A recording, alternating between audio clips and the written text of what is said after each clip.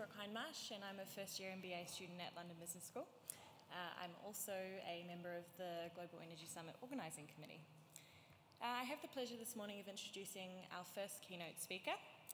Philip Whittaker is an Associate Director in the Boston Consulting Group's energy practice and has spent the last 18 years working in and consulting to the oil and gas industry.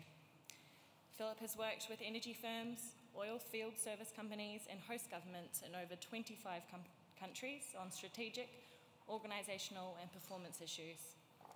Before his consulting career, Philip worked with Shell International E&P running offshore, jungle and desert drilling operations in Europe, South America and the Middle East. He's a chartered engineer and a member of the Society of Petroleum Engineers. Could you please join me in welcoming Philip Whittaker?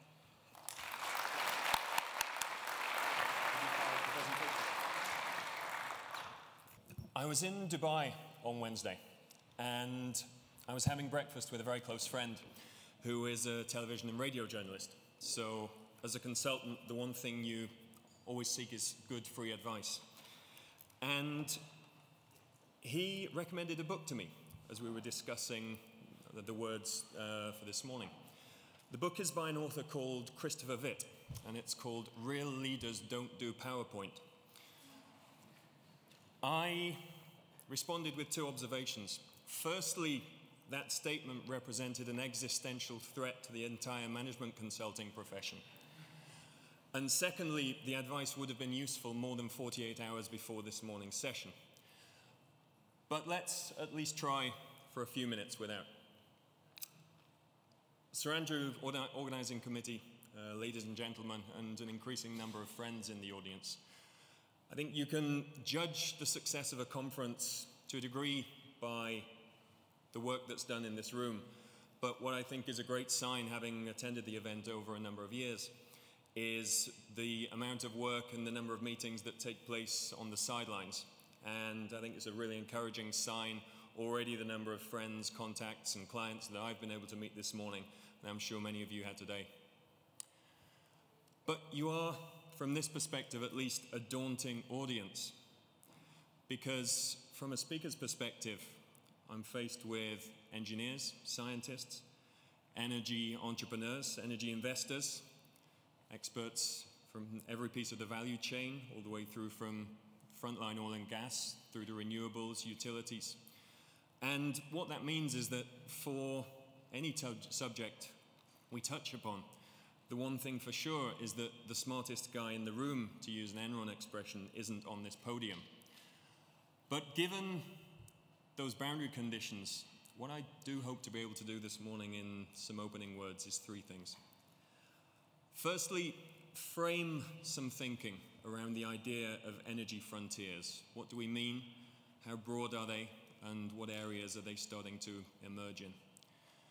Secondly, to start to surface at a very, very high level a number of the issues that many of our expert speakers and panelists for the rest of the day will touch upon with far greater depth and eloquence.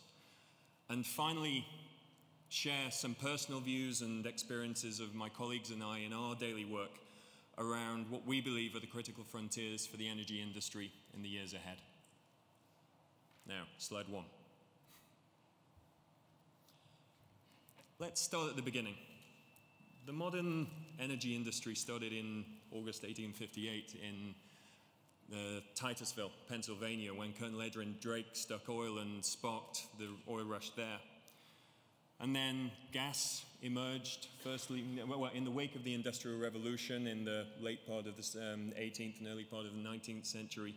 We saw the emergence of coal, and very quickly after that, coal gas.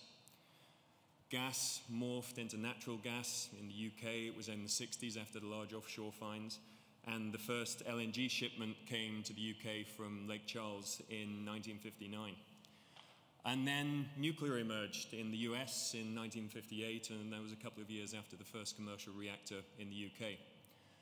But as we think about energy frontiers, what's this picture mean? The relentless emergence of new energy sources, sources not disappearing, but simply being displaced to the application for which they were best suited, new sources coming in, and sources competing against one another. Well, what it means in terms of today's discussions on energy frontiers is that we have a richer, more complex mix of energy sources than ever before. More of them are becoming more mature than ever before, and thus the frontiers that each individually faces and the frontiers of competition between them are more complex than I believe the industry has ever faced. Now, these pictures are fuzzy not because they are poor quality and grabbed from the web. These pictures are more interestingly fuzzy because they are the products of the very early days of digital photography. They're from my own personal library, and they are, mean a lot to me in terms of my journey in the energy industry.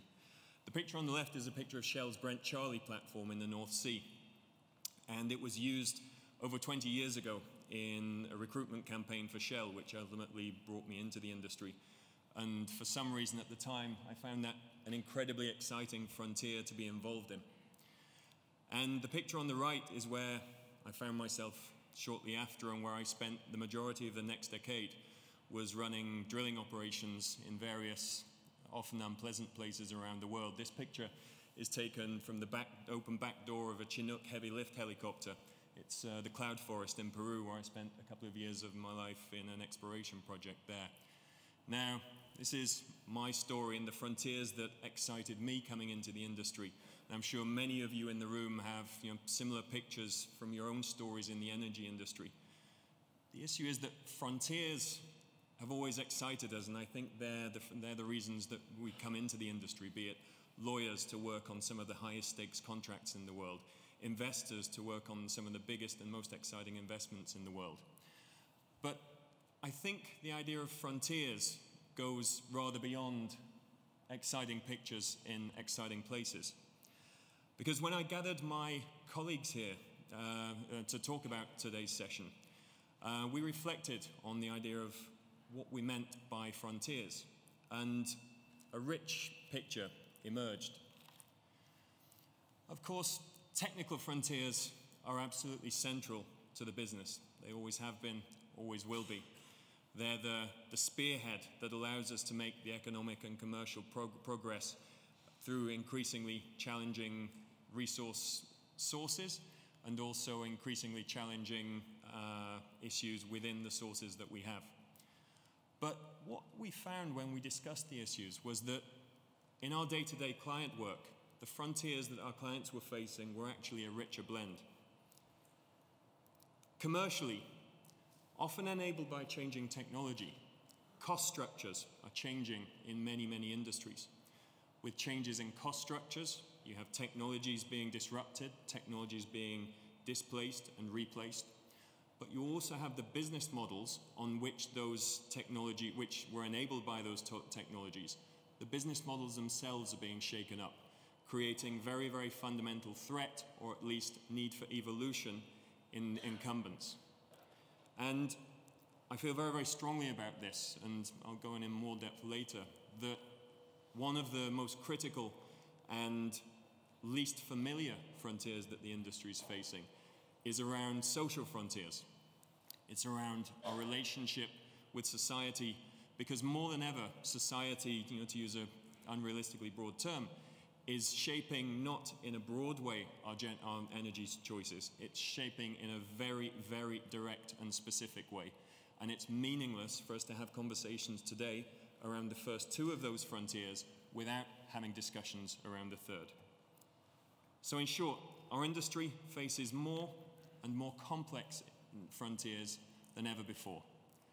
Let's start with the first. Let's take a brief tour of technology.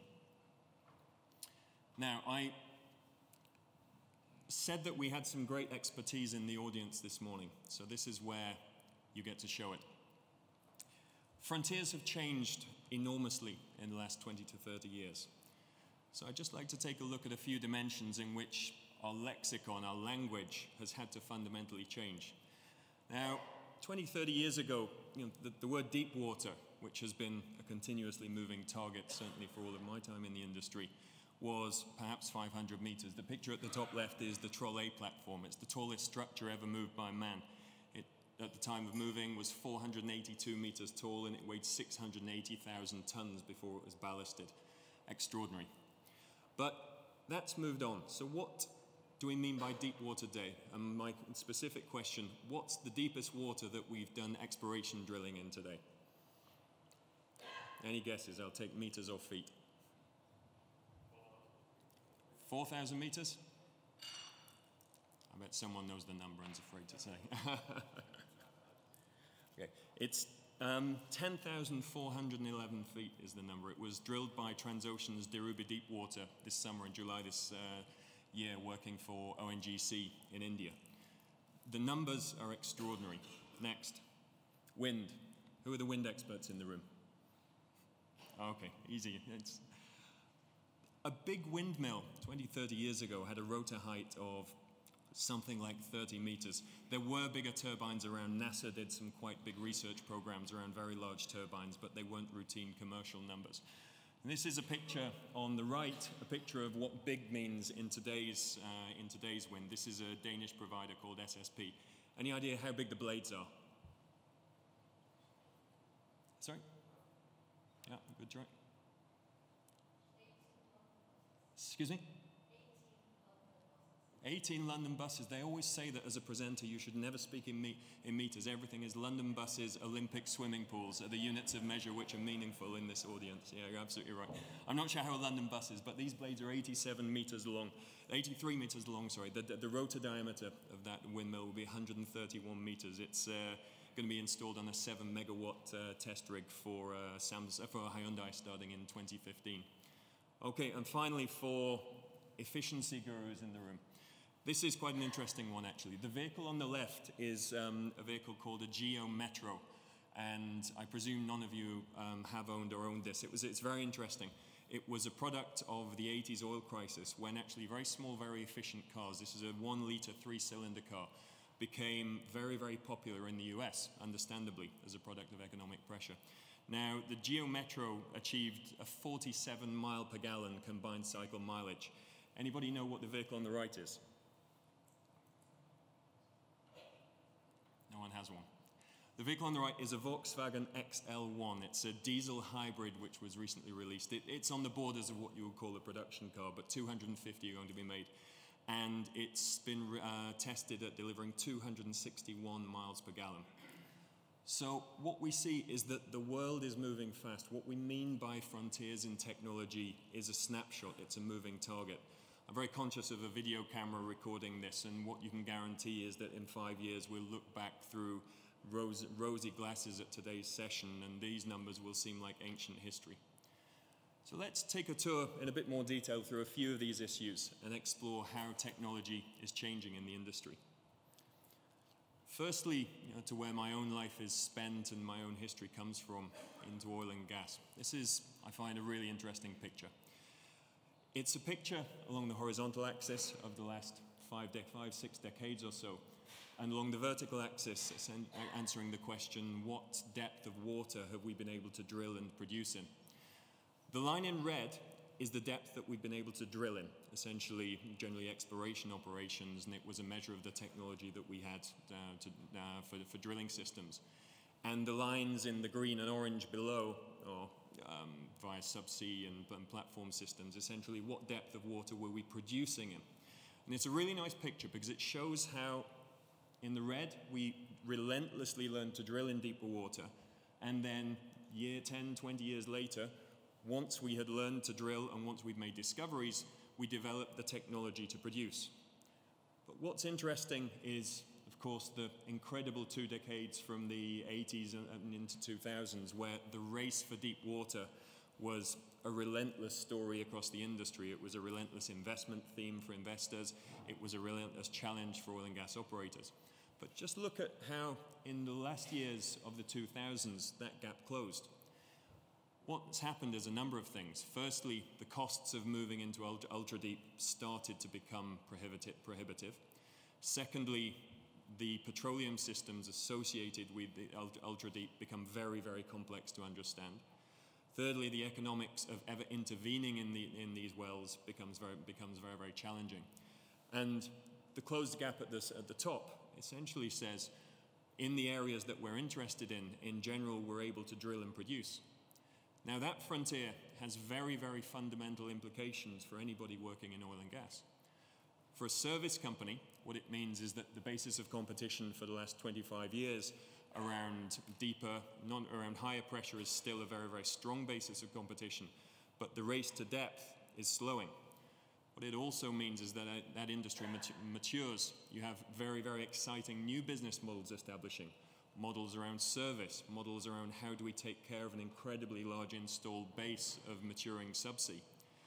It also poses questions for investors, because as an investor, the prospect of investing in deep water simply by riding a wave is a ship that sailed some time ago.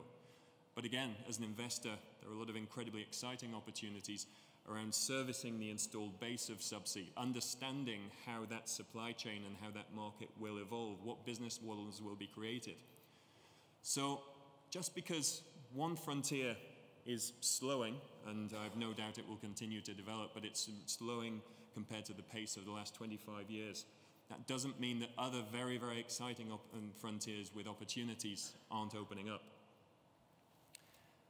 And the good thing about oil and gas is it's always good for pictures, because the traditional frontiers of oil and gas keep coming, and they're extraordinary.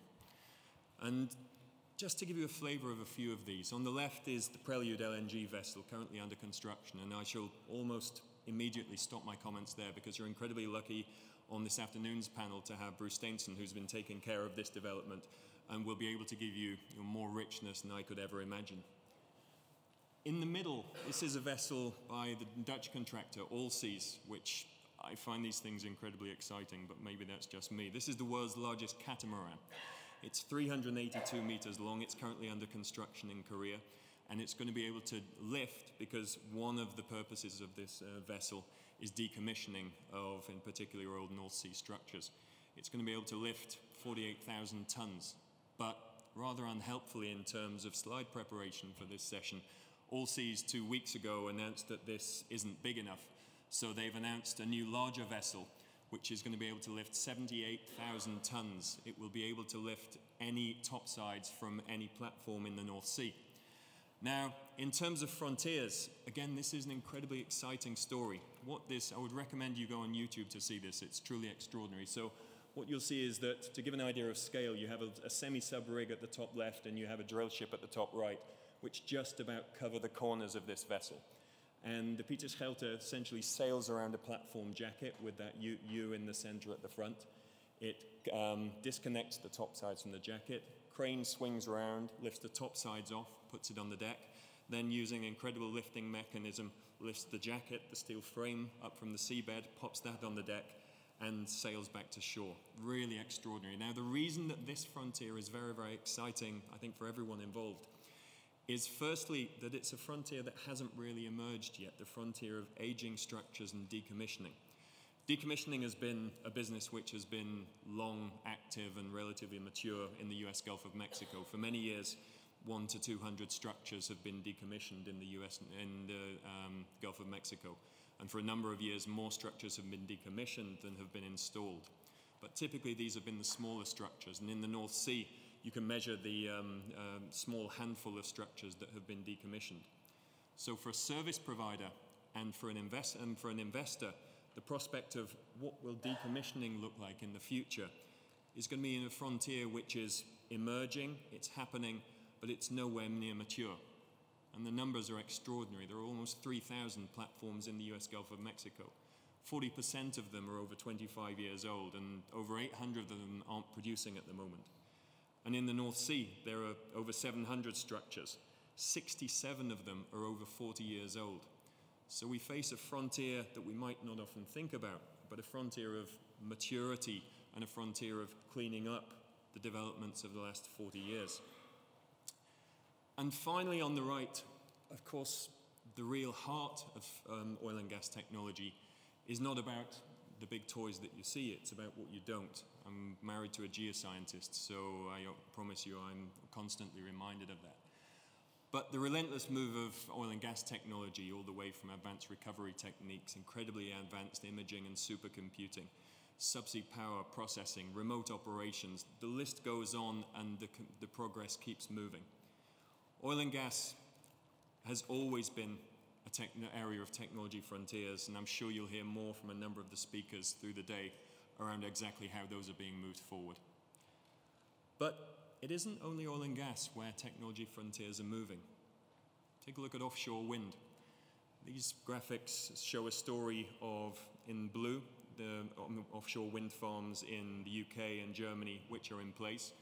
But interestingly, the green bubbles, bubble size representing the scale of the farm, represent where the proposed farms will be in the future. Now in the UK, currently the furthest offshore farm is the Sheringham Shoal farm. It's 88 turbines.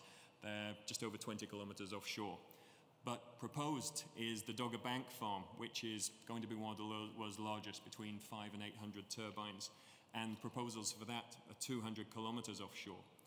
And in Germany, they're further ahead. The Bad 1 farm is already 110 kilometers offshore with 85 megawatt turbines. The issue here, and as we'll see later, technical progress is one thing, but what does that do to cost structures and relative competitiveness of an industry as technical frontiers allow us to embrace greater complexity? And frontiers in terms of efficiency. I think a big theme that we see across technology is the 80s and 90s a lot was around bigger, heavier, stronger. Across all the sectors we work in, I think we're seeing a lot more smaller, lighter, cleverer, what you don't see. To take a very prosaic example, let's take a look at the Volkswagen Beetle since 1970. Today's relaunched Beetle is 3 times as powerful, it's more than half as heavy again, and yet it's almost twice as efficient. Now that looks like a good story, but cast your mind back to the Geo Metro a few pages ago. Now the mileage figure for a Geo Metro was 47 miles per gallon, and the relaunched VW Beetle is 43 miles per gallon. When you look at it in that perspective, that number actually is far less impressive. And I want to use it to start to open up and broaden our thinking today around what we mean by frontiers and how frontiers are created. Because you can be sure that technically it's more than possible to produce a VW Beetle that does more than 43 miles per gallon. The question is, do economics drive you towards doing that? Do consumers drive you towards creating something more efficient than that? And does society deem that, what I would put forward as less than we would able to otherwise do, that level of efficiency, as unacceptable? Society broadly settled upon the idea that Hummers were an unacceptable way to use our energy resources. But I think it's an interesting question in that in a world where we're launching relatively small cars offering 43 mile per gallon combined cycle efficiency, when I'm not a vehicle technologist, but I have no doubts whatsoever that at 60 or 70 with a few compromises is more than possible. And in the world where the Volkswagen XL1 can deliver 260 miles per gallon, where are our technology frontiers and what we deliver in technology being influenced by society and by what we deem to be technically acceptable? And this is a theme we'll come back to. So that's a whistle-stop tour of a couple of pieces in technology, and again, some of our later speakers were fantastic viewpoints on many of these far deeper. But turning to commercial issues, how are the commercial aspects of energy changing? And interestingly, how are they creating new frontiers for business models? Now, this is a page which attempts to tell an extraordinarily complex story on an unrealistically simplistic graphic. But what I want you to take away is a number of things. This is a graphic of the relative competitiveness of what you would call traditional hydrocarbon and nuclear on the left versus a number of green and renewable sources on the right-hand side. Now, there are an enormous number of complexities in this chart which aren't represented here. Firstly, this represents a European picture. Secondly, it represents a number of assumptions which are changing incredibly quickly. I mean, everything in there from displacement of coal in the US via shale gas to drive coal plants in Europe. I was in Berlin a couple of weeks ago listening to the CEO of Vattenfall explaining that essentially Germany, driven by a combination of policy, subsidy and economics, is transitioning to an energy economy which will be driven by renewables and coal. Seems a perverse outcome, but these are the kind of complexities that emerge from an overly simplistic chart like this.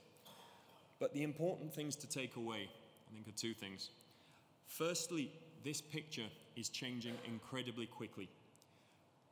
We as BCG have presented a version of this picture for many, many years, and the speed at which this changes and the speed at which this numbers are changing are incredibly fast. Technology and economics are changing in real time around the relative competitiveness of these sources. Secondly,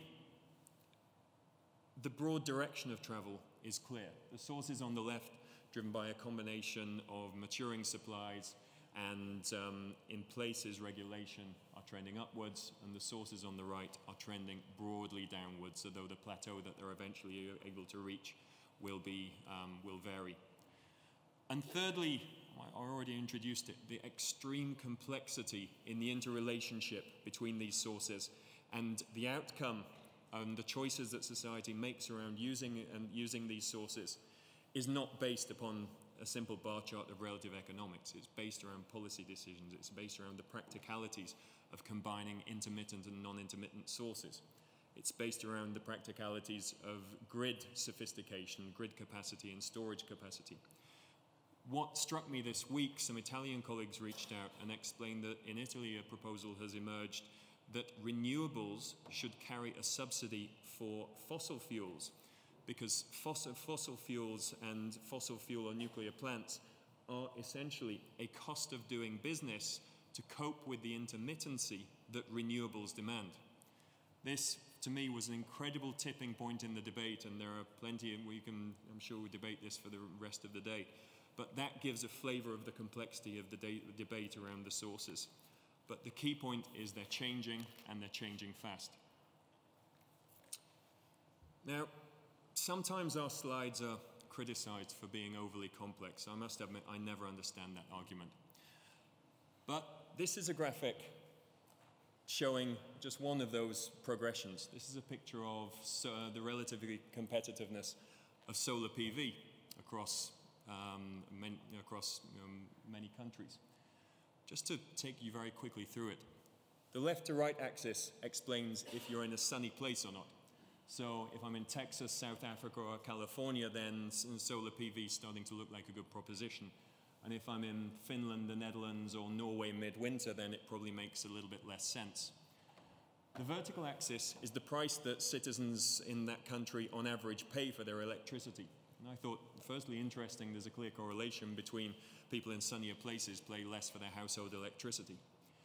But the interesting thing is the lines, and they are lines representing essentially the installation cost for a relatively simple small solar PV system, sort of a rooftop system. This is household economics. And a solar PV system for your house, I believe, and I'm sure there are deeper experts in the room, but is running now around €1.50 per watt peak, which is when you measure these things, this is how you measure solar systems. So in terms of US dollars, somewhere around $2. Now, the message from this picture is that essentially, so roughly that middle dotted line is what you're able to procure a solar system for your house for these days.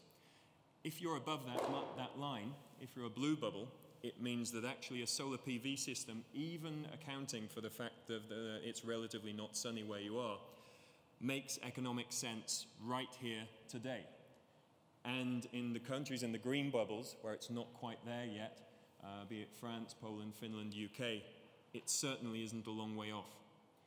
The debate is changing around many of these technologies, and this is a different conversation from the one we had 3 or 4 years ago.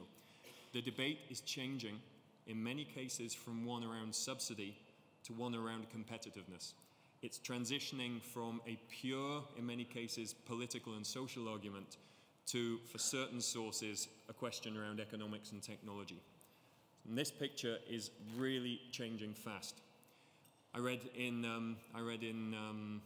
this week that in 2020, every 90 seconds, a solar PV system will be installed in the US. This is changing and it's becoming mainstream. But I showed earlier that as technology allows us to move to tougher and costlier sites, the traffic in terms of economics of alternative sources is not one way. This is a picture of unit capex for various offshore wind farms as we've moved over the last 15 years. And what you can see is that unlike a traditional experience curve, which when you work for BCG you're almost obliged to mention in every presentation, you actually see that as the move has gone to deeper and more complex sites, you see a reverse curve, or at least an acknowledgement of the complexity of installation costs, which represent somewhere around a quarter of these costs. And also, I do a lot of work with marine contractors and service companies, and the sheer complexity of learning how to do this has been a big barrier in a number of developments. Now, against that backdrop, traditional utilities in Europe are suffering desperately. There are 4 reasons why they are facing what I would call a fundamental frontier to their business model.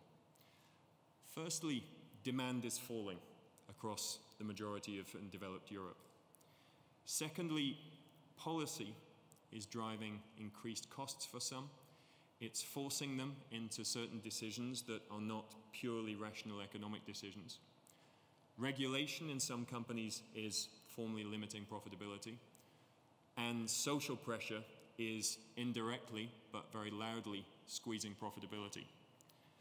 And the outcome is that over the last 3 years, through 2010 to 2012, your typical European utility lost between 20 and 60% of its market value. Markets began to recognize these very fundamental challenges to this business model, emerging from, I link back, changes in technology and changes in markets that those technologies enabled.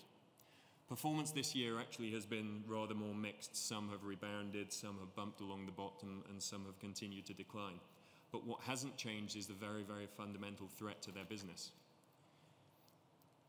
One reason that their business is threatened is because changes in technology frontiers have started to shake up this fundamental structure of the business. A business in which electricity is generated from large centralized utility plants with relatively limited access to infrastructure tends to favor large, highly structured incumbents. When you move to a world of distributed generation, of more intelligent grids, of potential for storage, of potential for very, very intelligent efficiency measures, then that business model starts to be shaken up very severely. You start to get space for intermediaries trading and marketing.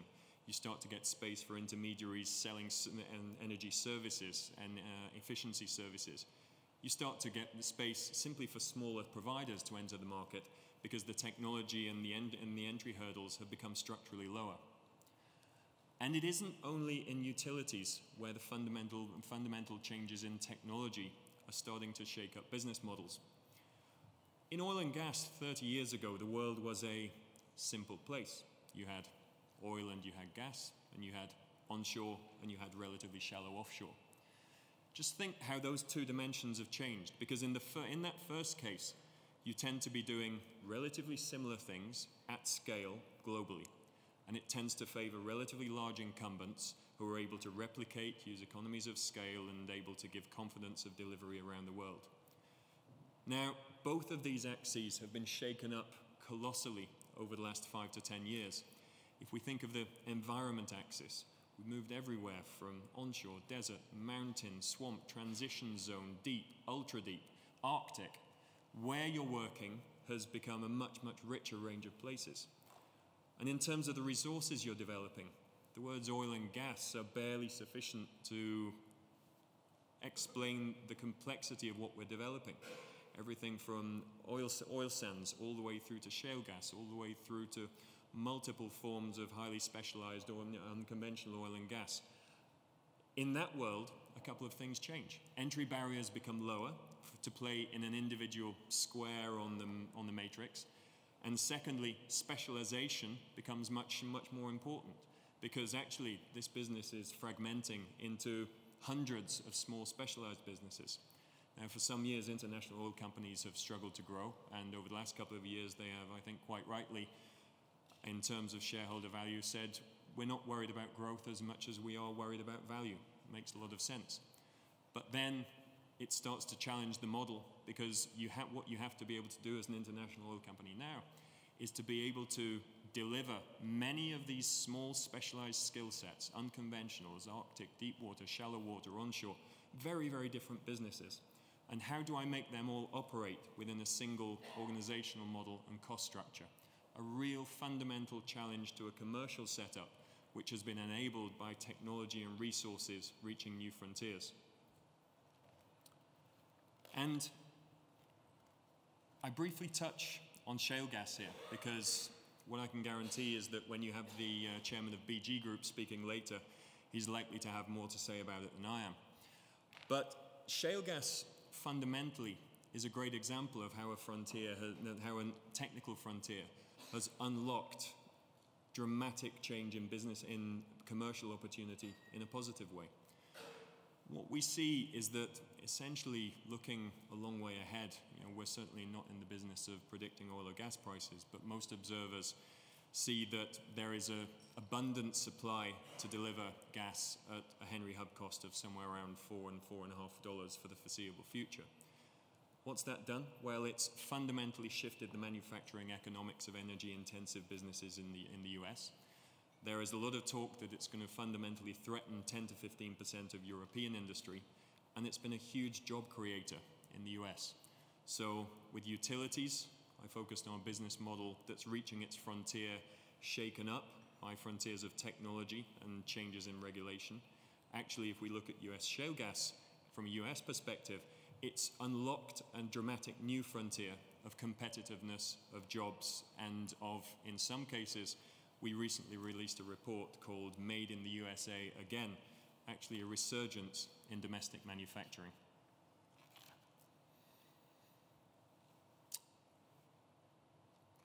Now, if you walk into the street outside and ask someone a member of the public about our industry, they will not talk about anything that I have just spoken about. There is the caveat that, of course, walking outside the street here, the person you're likely to bump into is either a politician, a religious minister, or a tourist. But that aside, they're likely to mention a number of things. Like it or not, the public experience of our industry in recent years is Macondo, it's Fukushima, it's my car costs £100 to fill up, and my electricity bill is rocketing from profiteering energy companies. Social frontiers, it's a soft term, but I think it's becoming increasingly fundamental to any of the debates that we have in today's sessions around technology. Let's pick a couple. I mean, the shale gas debate has provoked unparalleled resistance in many countries.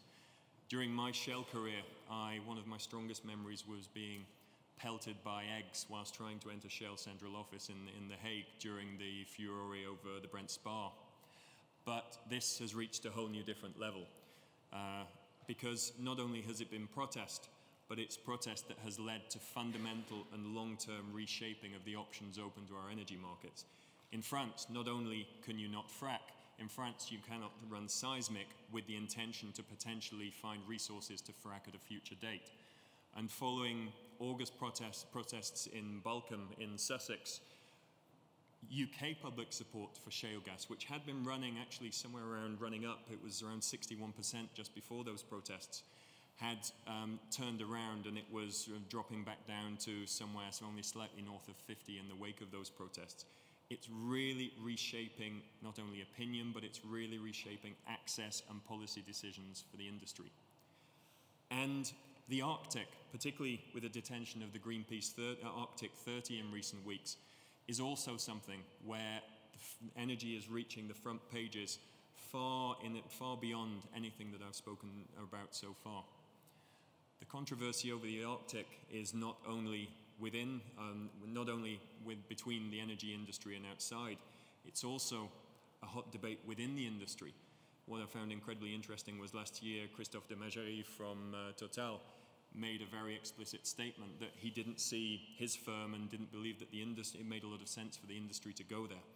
So when there are such different views, even within the industry, you can see that we're reaching very, very fundamental social frontiers, which we have to cover, I think, in today's discussions, because nothing we do is independent of that society anymore. And most recently, and to conclude, because I think it ties together fantastically many of the frontiers that our speakers and our panelists will be touching on today. Those of you who live in the UK will have been able to follow the recent story of the big six energy providers. On the 24th of September, Labour leader Ed Miliband announced a policy decision that he would freeze energy prices for 20 months if elected to office. Now, he was faced with a barrage of both general political criticism and technical challenge to those proposals. But with an election looming in the not-too-distant future, it was certainly what you could call a bold move. In response, a series of price rises, somewhere around 9%, came from most of the big energy providers in October. And in response, in what I'm sure was a fun day at the office, senior executives from all of the big six were summoned to talk to MPs and explain themselves on the 29th of October. Quite a month for the energy industry, where the industry was not off the front pages for one single day, and public fury, to be frank, was extreme. And this really sums up to me how critical but how interlinked the frontiers that the industry is facing are. Because summing up, we continue to push against technology. It's critical, it's fundamental, and it is a fantastic area of our industry to celebrate. It's an incredible value creator, not only for the industry, but for society, and it will continue to be fundamental. But it doesn't act in isolation. Technology changes cost structures. It changes the potential for business models. It changes the sophistication with which we can interact with one another. And so what it means is that new business models emerge, the competitiveness of old business models is disrupted, and some may not survive. And as those two things face society, we have to see them through the lens of society, how society accepts what we're doing, and so how society engages with what we're doing. Because making decisions on pure technical and commercial bases is naive in today's energy industry. I hope what I've been able to do is, at a high level, frame some of the issues that our expert speakers and panelists will be touching on today. Hopefully give you some energy that there's an incredible range and an incredibly exciting range of topics for us to cover today. And I also hope I've been an effective warm-up act for the next speaker, which of course on a Friday morning at 9 o'clock is your main role. So thanks for your time. I hope it was helpful, and I think I'll hand back to the committee. Thank you.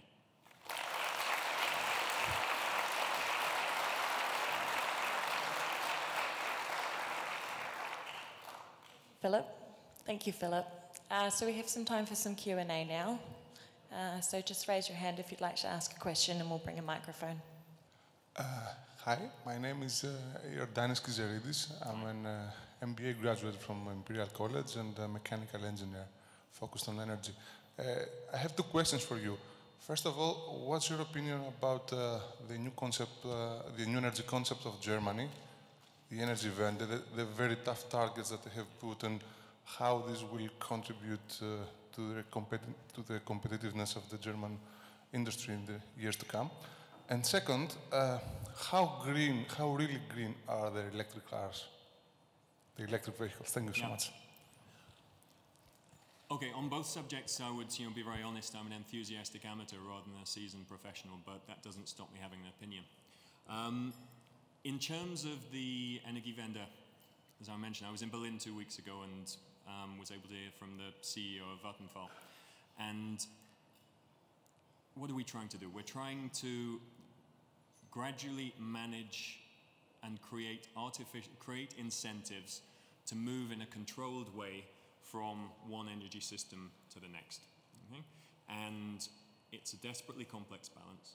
But what's clear in Germany is that the outcomes, and it's a classic example of unintended consequences, is that the combination of hard-edged renewables targets, relatively ineffective carbon pricing, have led them towards, and the effect of shale gas in the US have led them to a perverse situation where you have gas plants being idled, where you have coal being burned like never before, and you have utilities struggling economically with their renewables commitments. Now, in the detail, I think how to do it. I don't have a viewpoint. I mean, what is clear is that they have pioneered a bold move, but the detail of how to get there is desperately complex. And the issue is, I think it comes down to a fundamental one which encompasses a lot of our discussions, is around is energy a private business or a genuinely public utility? Because a lot of the challenges are around trying to create rational private market incentive to provide a public good. And that's a very delicate balance. And at the moment, for many of the utilities, you just see, on the page of those share prices there, the circumstances and the market mechanisms that are being created aren't working in terms of creating a sustainable profit pool for those firms. So I'd like to leave it there. In terms of effectiveness of electric cars, do we have any electric car specialists in the room? It's probably the best question to ask. Am I safe to answer? I tell a story rather than giving an engineering answer. I was at dinner a couple of weeks ago with some Norwegian colleagues, and these guys were bemoaning the cost of a mid-range Volvo in Norway because of extortionate taxes in Norway. How much does a mid-range Volvo cost in Norway? 80,000 euros, something like that. Porsche money for a mid-range Volvo in Norway. And two of these guys were now driving a Tesla Model S, which is pretty nice car. And Tesla Model S is in I think 18 of the 35 richest boroughs in the US. It's the best-selling car, and it's a really interesting example of how economy and economizing and green used to be a symbol of, it used to be a bottom-up symbol of poverty and economizing. Now, much as the Toyota Prius before it, it is a symbol of status. And these guys were explaining that they both had Tesla Model S's because in Norway tax structures have, essentially you don't pay tax on a Tesla Model S. Running costs are extremely predictable because you don't have anywhere near as much servicing and moving parts. And the one big concern around ownership, which is essentially battery life and battery technology, is somehow taken care of within the agreement, so you have a safety net around that. So I think the important thing is when wealthy communities in the US are buying them and when my significantly less wealthy colleagues are buying them, something's happening. And again, it's a question of, in Norway, the market mechanisms are creating a rational alternative, but it's clearly there's incredible momentum, and I have no doubt that as with many of those technologies, it's going to be moving fast. There are big questions around the pace of that change because of the complexities of infrastructure switchover. It's not an overnight change, but the direction I often, and I'm sure our private equity colleagues in the room, they tend to be extremely good at having ears and eyes for early warning signs of movements that are likely to move. And I think 3 or 4 years ago, there were significantly more question marks around that. I think now, particularly with the emergence of these really, really attractive cars, the pace is the movement is there. The pace, very uncertain. Hi, good morning, Philip. Thank you for our presentation.